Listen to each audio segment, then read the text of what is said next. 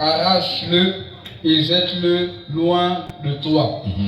Car il est avantageux pour toi qu'un seul de tes membres périsse et que ton corps entier ne soit pas jeté dans la géhenne.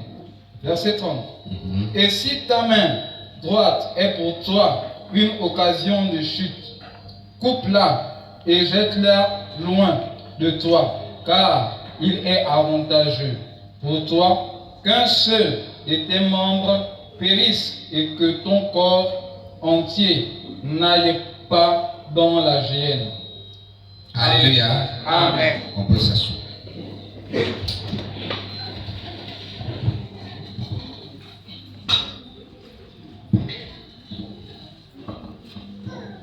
La Bible déclare en Matthieu 5, à partir du verset 29 jusqu'au verset 30. Si ton œil droit est pour toi une occasion de chute, arrache-le et jette-le loin de toi. Car il est avantageux pour toi qu'un seul de tes membres périsse et que ton corps entier ne soit pas jeté dans la guerre. Et si ta main droite est pour toi une occasion de chute, coupe-la et jette-la loin de toi. Car il est avantageux pour toi qu'un seul de tes membres ne périsse et que ton corps entier n'aille pas dans la guerre. Alléluia. Alléluia. Merci. Je ne sais pas si ce texte vous rappelle quelque chose, si ça vous dit quelque chose.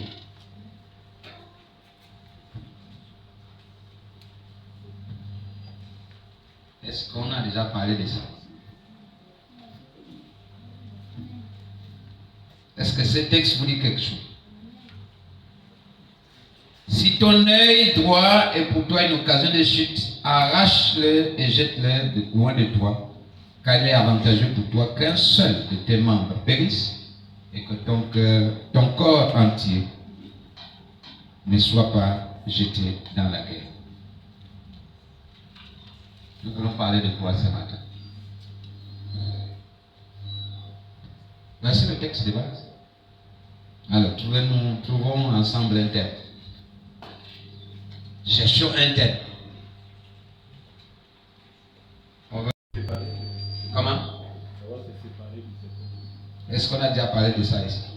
Les bienfaits de la séparation. N'est-ce pas? Je continue avec le même thème. Ce matin, le thème, sépare-toi de certaines personnes si tu veux avancer dans la vie. Sépare-toi de certaines personnes si tu veux avancer dans la vie.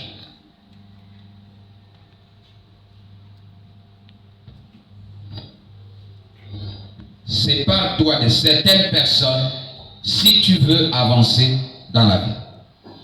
C'est le thème de ce matin.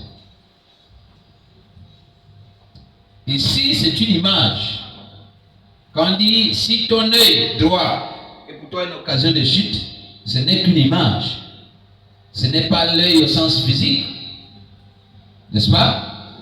L'œil dont on parle ici peut être ton frère, ta soeur, ta mère ou n'importe qui autour de toi. Si tu constates qu'il va constituer pour toi une occasion de chute, c'est partout.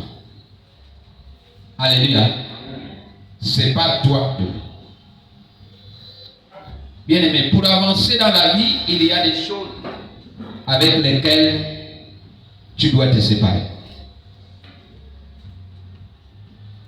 Sinon, tu ne peux pas avancer. Pour avancer dans la vie, il y a des choses avec lesquelles tu dois te séparer. Sinon, tu ne peux pas avancer. C'est ce que nous avons appelé la dernière fois des excédents de bagages. Alléluia. Il faut te séparer. Si le palmier veut grandir,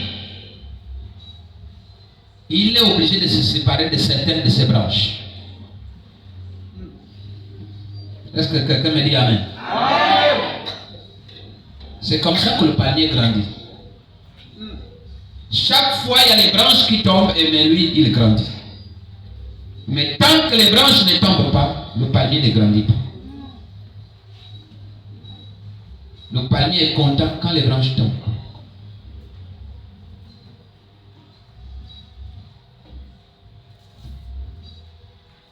Si tu veux aller loin avec Christ ou avancer dans la société, il y a des personnes que tu dois quitter ou que tu dois éviter. Si tu veux aller loin avec Christ ou même dans la société en général, il y a des personnes que tu dois quitter ou que tu dois éviter. Tu es obligé. C'est la Bible qui parle. Je ne fais que la continuité du message prêché déjà ici. Alléluia. Il y a des choses que tu dois quitter, mais il y a aussi des personnes que tu dois éviter. Je vais prendre peut-être 2 ou 3 exemples de personnes à éviter.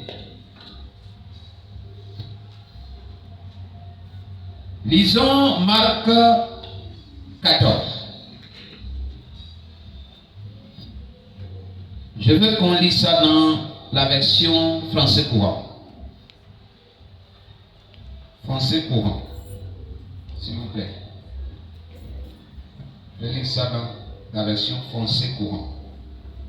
Marc 14. Les versets 10 à 11. D'abord. Ensuite, 42 à 46.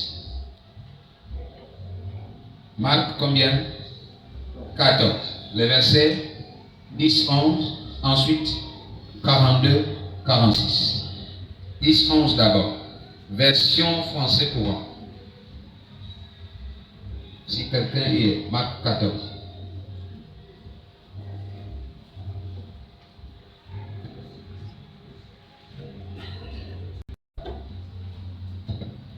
Marc 14, verset 10 à 11. Alors, Judas Iscariote, un des 12 disciples, alla proposer au chef des prêtres de leur livrer Jésus. Ils furent très contents de l'entendre et lui promirent de l'argent. Et Judas se mit à chercher une occasion favorable pour leur livrer Jésus. Amen. Alléluia. Versets 42 à 46. Versets 42 à 46. Levez-vous, allons-y. Voyez, l'homme qui me livre à eux est ici. Jésus parlait encore quand arriva Judas, l'un des 12 disciples. Il y avait avec lui une foule de gens armés d'épées et de bâtons. Ils étaient envoyés par les chefs des prêtres, les maîtres de la loi et les anciens. Judas, celui qui leur livrait Jésus, avait indiqué à cette foule le signe qu'il utiliserait. L'homme que j'embrasserai, c'est lui. Saisissez-le et emmenez-le sous bonne garde. Dès que Judas arriva, il s'approcha de Jésus et lui dit, Maître, puis il l'embrassa. 46. Les autres mirent alors la main sur Jésus et l'arrêtèrent. Amen. Alléluia. Amen. C'est très bon, le texte. Revenons d'abord, premièrement, le verset 10 et 11. Verset 10 et 11 nous situe simplement le contexte des versets 42 à 46 que nous avons lus. Le verset 10 et 11, c'est juste le contexte, on revient. Verset 10 et 11. Alors Judas Iscariote, un des 12 disciples, alla proposer au chef des prêtres de leur livrer Jésus. Verset 11. Ils furent très contents de l'entendre et lui promirent de l'argent. Et Judas se mit à chercher une occasion favorable pour leur livrer Jésus. Amen. On s'arrête d'abord. On n'a pas fini. Au verset 10 et 11, je disais que c'est le contexte qu'on nous situe. Judas Iscariote va voir, c'est lui qui va proposer une marchandise à vendre. Ça, si vous avez compris comme ça. La Bible ne dit pas que les gens sont venus voir Judas dire bon, tu es ce que tu. Non. Lui-même, il a dit j'ai une marchandise. Et il est parti proposer une marchandise à vendre. Sa marchandise était Jésus. Il a dit bon, voilà comment on peut faire. Voilà. Bon, dites-moi alors qui est proposé. Vous voyez la vente aux enchères. Hein? Qui prend pour tant? On propose les prix. Vous voyez même au marché, venez acheter produits de rats, 1000 francs, produits de rats. Lui, peut-être c'est ce qu'il était en train de faire. 3 cycles d'argent, Jésus-Christ à vendre. Il est parti proposer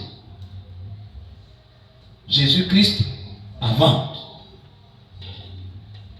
Et nous tombons au verset 42 à 46. Verset 42 à 46. Levez-vous, allons-y. Voyez, l'homme qui me livre à eux est ici. Levez-vous, voyez, l'homme qui me livre à eux, aux principaux sacrificateurs, est ici. Là, c'est Jésus qui parle. Jésus parle, s'adresse à qui? À ses disciples, parce qu'il est réuni quelque part. Il est dans le jardin de Gethsemane déjà. Il est quelque part.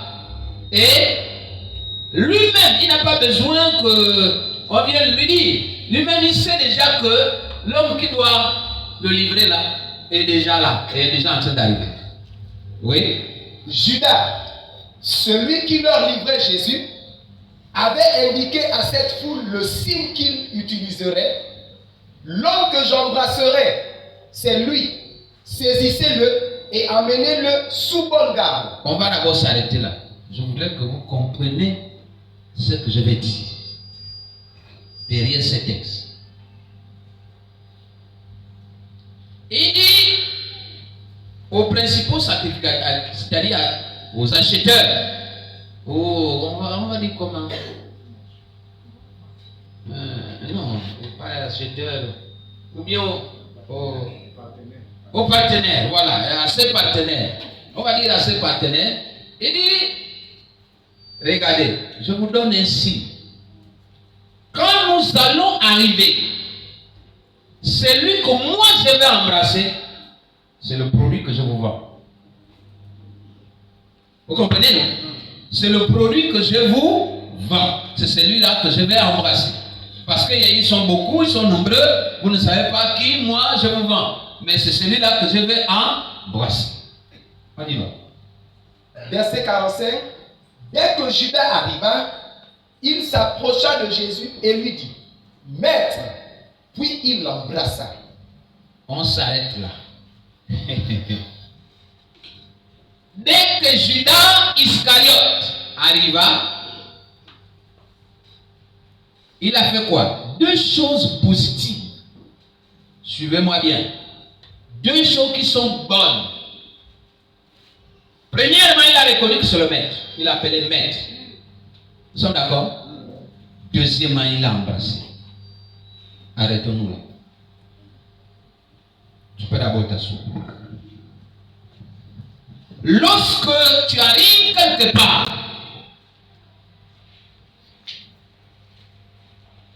tu dis madame.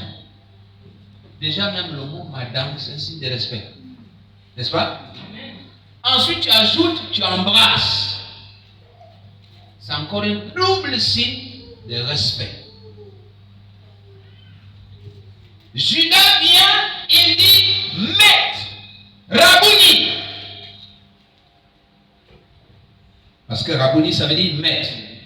Rabouni. Il l'embrasse. Embrasser, c'est un signe de respect, mais c'est aussi un signe d'amour. Suivez-moi bien. Embrasser est un signe de respect, mais c'est aussi un signe d'amour. C'est-à-dire qu'on a l'amour vis-à-vis de l'autre. Quand on n'a pas l'amour vis-à-vis de l'autre, bonjour, bonjour. N'est-ce pas? Même le mot bonjour ne descend. Bonjour. Je ne sais pas si vous comprenez. Ce n'est pas bonjour. Non, bonjour. Parce que, bon, en fait, je donne mon bonjour, c'est-à-dire, enfin, bon, il faut quand même donner quoi, sinon je ne voulais pas. Je ne sais pas si vous comprenez. Mais lui, il reconnaît que c'est le maître. Ensuite, il embrasse, donc, c'est un signe d'amour. On continue. Nous étions au verset combien? 45, c'est ça?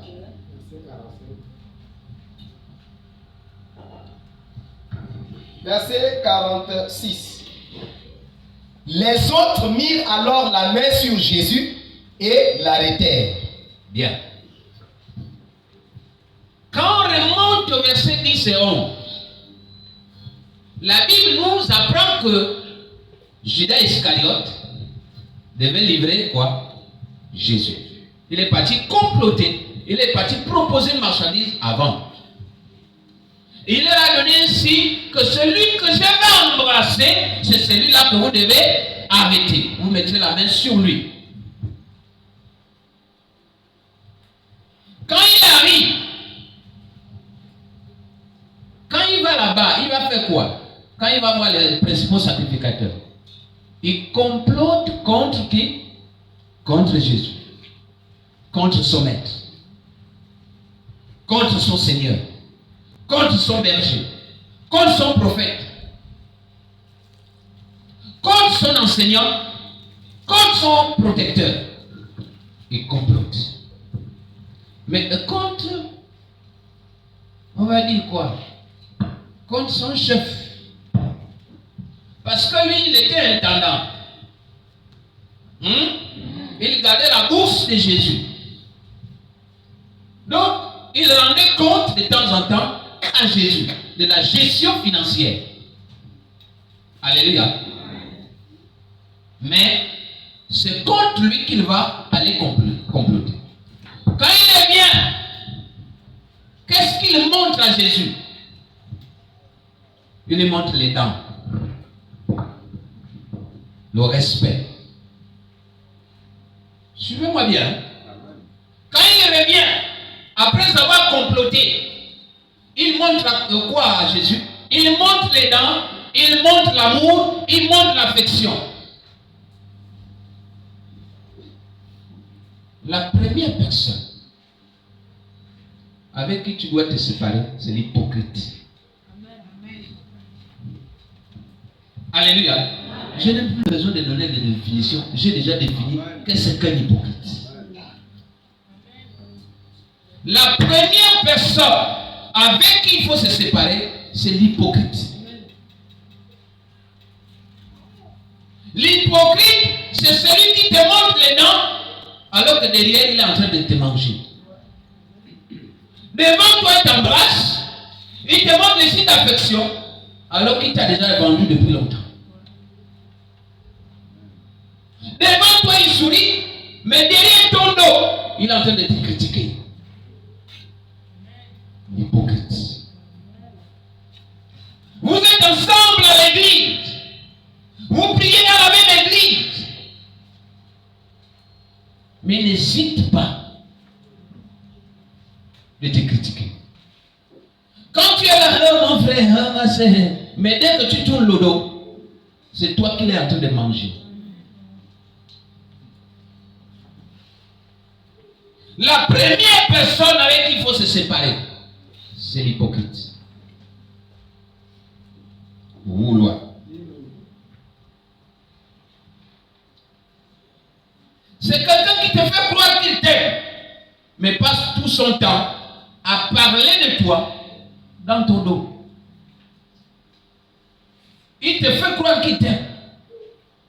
Mais tout le temps là, quand tu n'es pas là, c'est toi la bête noire.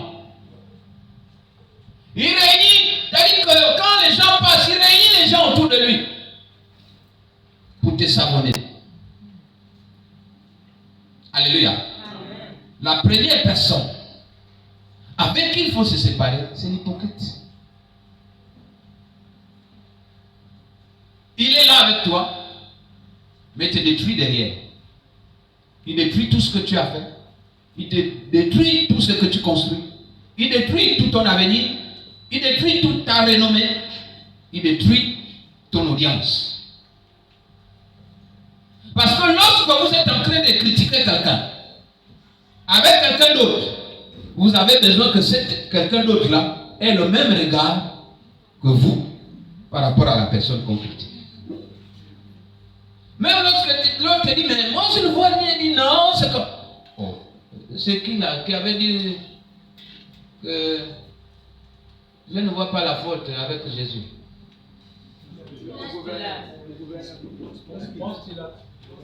Il était Poncé, non? Et puis il était Pilate. Ponce Pilate. Il dit, mais la personne que vous dites là, mais quand je regarde en haut, je regarde en bas, je tourne, je ne vois rien. Accusez-le vous-même. Mais qu'est-ce qu'on voulait? On voulait que Ponce Pilate, heureusement qu'il était Poncé, on voulait qu'il ait le même regard que. Alléluia. Amen. Il faut aimer être Poncé, même le make-up, le make-up, le make-up. Ça te permet de ne pas avoir le même regard que les hypocrites. Amen. Alléluia. Amen. Lisons ensemble Matthieu 23. N'importe quel verset. Matthieu 23, 23 à 28. Matthieu 23, 23 à 28. Et on lira aussi le verset 33. Matthieu 23, 23 à 28. Et on lira aussi le verset 33. Oui, allons-y. Matthieu 23, verset 23 à 28. Malheur à vous. Malheur à vous. Scribes et pharisiens. Hypocrites. Parce que vous payez la dîme de la menthe, de l'aneth et du cumin, et que vous laissez ce qui est plus important dans la loi, la justice, la miséricorde et la fidélité. C'est là ce qu'il fallait pratiquer sans négliger les autres choses. Verset 33. Conducteur aveugle, qui coulait le moucheron et qui avalait le chameau. Malheur à vous, scribes et pharisiens hypocrites, parce que vous nettoyez le dehors de la coupe et du plat, et qu'au-dedans ils sont pleins de rapines et d'intempérance. Alléluia. Amen. Malheur à vous, scribes et pharisiens hypocrites, parce que vous payez la dîme de la menthe, de la nette et du cumin, et que vous laissez ce qui est plus important dans la loi, la justice, la miséricorde et la fidélité. C'est là ce qu'il fallait pratiquer sans négliger les autres choses. C'est-à-dire que toi, le fait de payer toutes tes dîmes, c'est déjà bon. C'est déjà un bon engagement vis-à-vis de Dieu. C'est déjà une porte de salut. Non. Dieu dit malheur à vous. Parce que au-delà de ce que tu payes là comme dîme de ceci, dîme de cela, dîme de tes maisons en location, dîme de je ne sais pas de tes plantations, dîme de je ne sais pas de tous tes avoirs que tu as.